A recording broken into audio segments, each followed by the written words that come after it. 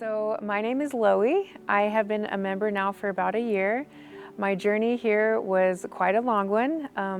I was raised in a religious setting, but I never felt like I was a follower until I found this connection here with Real Life Church.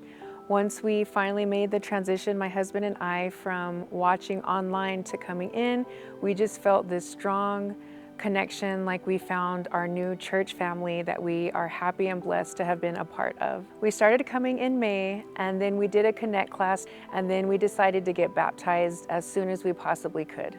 One of the reasons that we came to church was that we were accepting that we were possibly infertile through various doctor visits and things that we've been told and I was experiencing.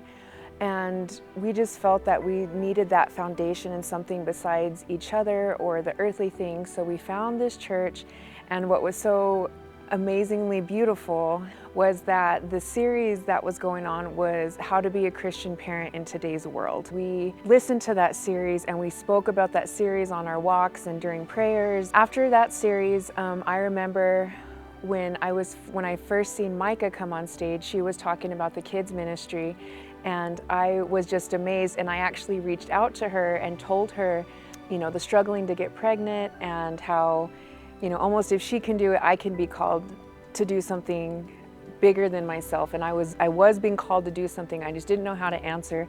And so could she help guide me? And she reached back to me really quickly, and we kind of communicated that way.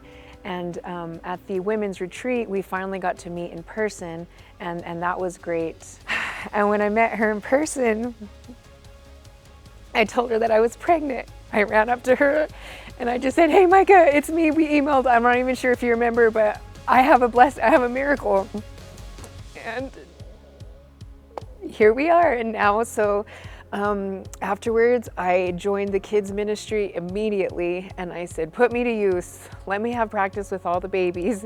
And it has been fantastic. The connections that we have. It's Real Life Church for a reason. We get to talk about Christ here, how we would incorporate that not only here, but in our day-to-day lives outside of these walls.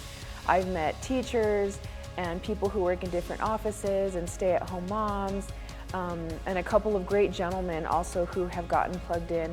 And so it's good to see the community outside of a church. I'm glad that we have that foundation, even though it was a long journey to get here, and just to be vulnerable, to put your way down and go the right way. That was very life-changing, and I couldn't have imagined anywhere else except for here at Real Life Church.